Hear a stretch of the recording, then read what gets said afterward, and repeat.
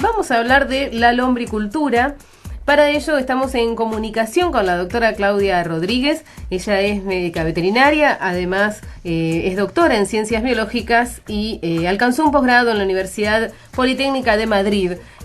Junto a Diana Ocela escribió un libro titulado Aspectos Legales y Medio Ambiente. Tenemos el placer de saludarla en el día de hoy para hablar de la lombricultura como una alternativa productiva.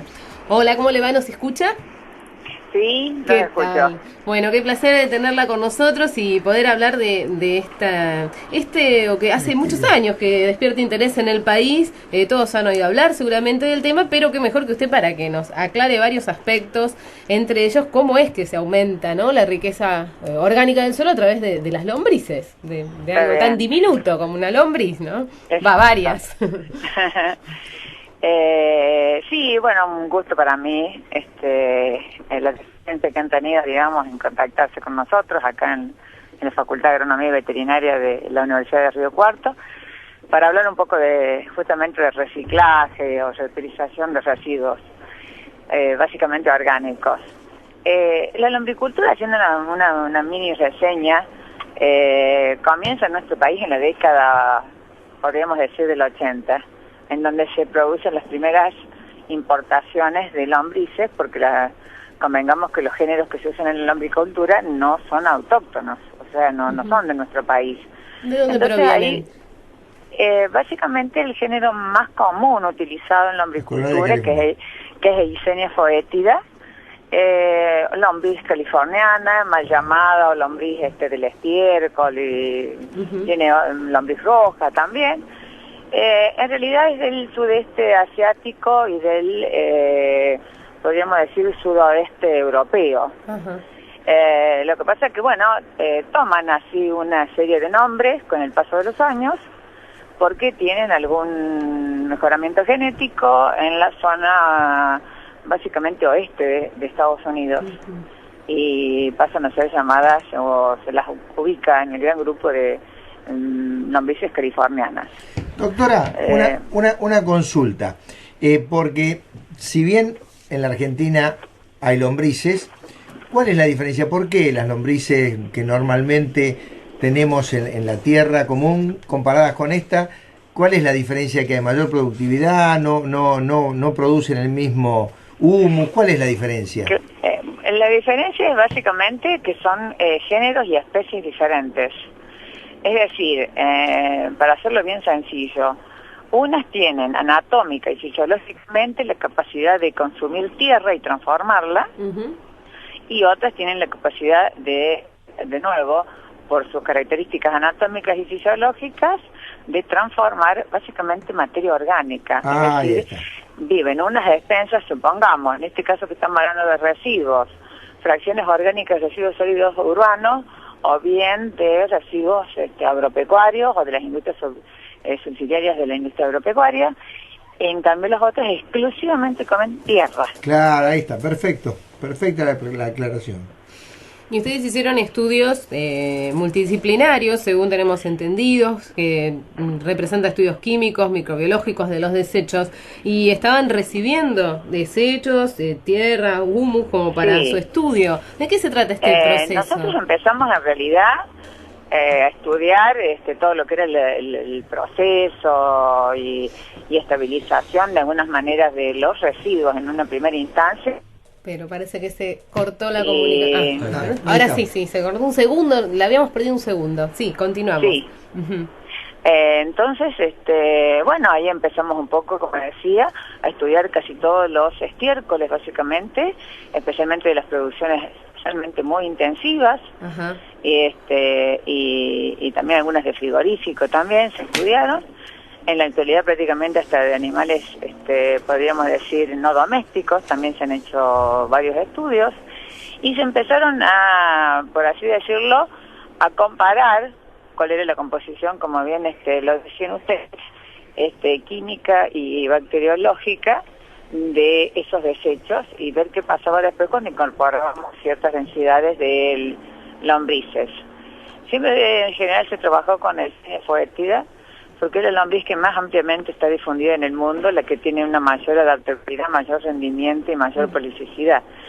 para el paralelo en el que estamos es básicamente la elegida, lo cual no significa que no se pueda hacer la agricultura con otros géneros y otras especies. De hecho se hace, digamos, con algunas lombrices africanas o algunas brasileras, que no han podido ser adaptadas en nuestro país. Y después nosotros incurrimos en un terreno que nos dio muchos beneficios, en realidad tanto académicos como desde el punto de vista personal, que fue que, bueno, incorporamos todo lo que era, el estudio ya interno de las lombrices y básicamente la capacidad que tenían de, por así decirlo, de disminuir las concentraciones de algunos microorganismos patógenos o potencialmente patógenos. O sea, asociado o sumándose al proceso de transformación, mejoraban desde el punto de vista sanitario el producto. ¿Y cómo trabajan? ¿Cómo nos podemos imaginar, alguien que esté bien ajeno al tema, a todas estas lombrices actuando sobre los desechos orgánicos? O sea, una explicación más bien, digamos, como un pantallazo para la radio, ¿no? Sí, está bien.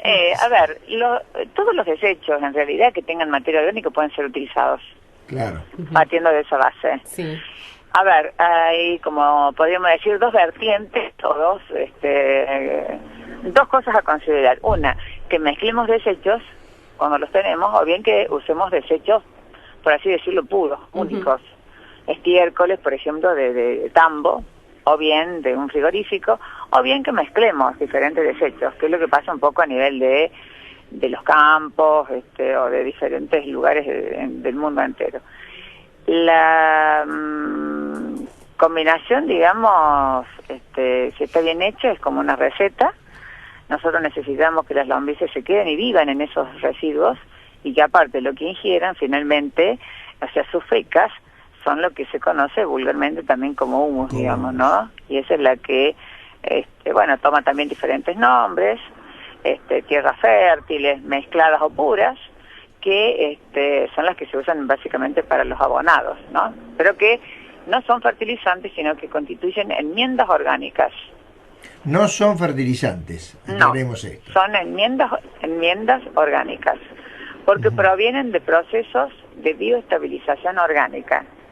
¿Y esa bioestabilización en qué consiste? ¿En los distintos factores que ustedes van teniendo en cuenta, que tengan un mismo nivel? En un proceso que se conoce con el nombre de compostaje, el cual es sujeto el desecho en definitiva, que se hace, digamos, ya con técnicas más o menos convencionales, que, sería bastante complicado, digamos, porque hay desechos que se pueden compostar en forma aeróbica o en forma anaeróbica, pero básicamente nosotros trabajamos en forma aeróbica. Y la estabilidad de ese desecho nos permite, digamos, la incorporación de lombrices. ¿Qué es lo que es el compostaje? Porque es otro elemento muy interesante también porque se usa para abono. De hecho, digamos, básicamente en casi todo el mundo se usa mucho más quizás los compost para aplicar y no tanto, digamos, los humus. Y es porque grandes volúmenes necesitan de residuos, necesitan ser rápidamente, digamos, transformados. Tienen una estabilidad con el paso del tiempo en base a temperatura, a riego, o sea, condiciones de humedad. Hay que hacer controles de temperatura, de pH, y cuando eso se logra, digamos, estabilizar, ahí, como decía anteriormente, es el momento de colocar las lombrices. O sea, primero hay que darle, digamos, el sustrato o la materia que van a degradar las lombrices, tienen que tener ciertas características de pH, humedad y temperatura. Bien. Nos tenemos que acercar a lo que es su hábitat natural. Bien. ¿Y cuánto es la producción definida de alguna manera, digamos? ¿Cuántos kilos o toneladas? La producción, o sea, el rendimiento, por ejemplo, de una tonelada de un residuo, que en realidad no se mide con toneladas, sino que en realidad, como lleva humedad, se va a en decímetros cúbicos. Por volúmenes. Podríamos decir que depende del desecho. Obviamente, cuando tiene mayor humedad, obviamente el rendimiento es menor, es inversamente proporcional, pero podríamos estar hablando en general de yo diría un 35-45%, insisto, dependiendo de los desechos, el tipo de manejo que se haga y básicamente la calidad que tenga el desecho. ¿Es preferible desechos de distintos orígenes o funciona mejor la lombriz con un solo producto? Claro, eso es un poco lo que yo les decía. Hay veces que el productor nos pide a nosotros que en realidad tiene una gama de desechos. Claro, y trabajar sobre esa base. Afuera. Claro, entonces hay que hacer como una especie de receta con lo que él tiene. Y otras veces la hacemos ad hoc. Es decir, nos podemos dar el lujo de seleccionar desechos que sabemos que son rápidamente compostables o que no necesitan prácticamente periodo de compostaje. Y esto trae dos beneficios, ¿no?, al productor pecuario, digamos, no solo sacarse los desechos porque necesita ese espacio y necesita reducirlo. Y además es rentable económicamente. Eso debería preguntar, claro, Exacto. Lo comercializa, ¿no es así? Exacto, doctora, sí. Cuando usted habla de cortar la cadena de patógenos en desechos orgánicos, ¿de qué habla? Sí. ¿De bacterias, de hongos, de parásitos? Básicamente de bacterias y de hongos. Y le diría que dentro de las dos... con los virus nosotros no hemos estudiado básicamente el tema, pero no le podría dar una opinión muy personal, pero prácticamente la parte virósica la hemos encontrado solamente en algunos criaderos o algunos establecimientos con algunas condiciones muy particulares de sanidad, y generalmente no entran en la cadena de compostaje esos, ante la duda. Pero nosotros hemos tenido realmente grandes hallazgos con la parte de bacteriología. Y básicamente contra Escherichia coli, salmonella. ¿Eliminan o disminuyen mucho el conteo después del proceso del lombricultivo? Sí, directamente las elimina. Las eliminan. Sí. Bien. Sí. Así que tenemos que imaginarnos muchísimo. ¿Cuántas lombrices aproximadamente por metro cuadrado trabajan para...? Porque, claro. También, eso es variable. Sí. Y la variación significa nada más que una cuestión de tiempo.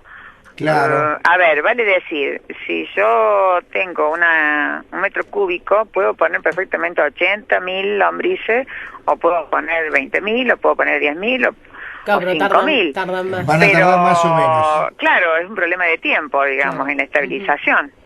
Pero no me influye a mí en la calidad final de lo que yo obtenga. ¿Está bien? Una consulta. La última. La última consulta para cerrar. ¿Es fácil el acceso a conseguir las lombrices? ¿Hay empresas especializadas, nacionales? Sí, hay empresas, algunas nacionales y otras que no. Por ahí tenemos algún grado de complejidad, digamos, porque los productores no conocen en realidad los géneros y las especies. Puede haber alguna mezcla de géneros y especies, porque en realidad son medias parecidas las que son biotransformadoras. ¿Cómo son en su aspecto exterior? Son más pequeñas que las lombrices de tierra, tienen de 6 a 8 centímetros de largo, y son muy, podríamos decir, más dóciles, más suavecitas al tacto que las lombrices comunes de tierra, que son más grandes, un color amarronado. Estas son más rojizas, violáceas. Digamos, para hacer un poquitito el marketing, ¿la gente podría acercarse a la universidad? ¿En qué área, en qué departamento, si quiere hacer consultas? Sí, con todo gusto. Nosotros hacemos extensión desde, hace muchísimos años ya. Y se pueden acercar a la Cátedra de Ecología, donde yo justamente soy profesora, y a su vez damos una profundización que llamamos nosotros, que es manejo de residuos agropecuarios. Y bien, es en la Facultad de Agronomía y Veterinaria. Ahí estamos. De la Universidad Nacional de Río Cuarto. Exactamente. Bueno. Teléfono 0358 4676 208-209. Esto está yendo por la ruta 36, yo sé ir bastante acorde. Por la ruta 36, la ruta 8. En esa zona. Ruta 8, la 36, la 36 y la 8. Muy bien, doctora, muchas gracias por atendernos y por favor, por informarnos acerca de esta alternativa. Bueno.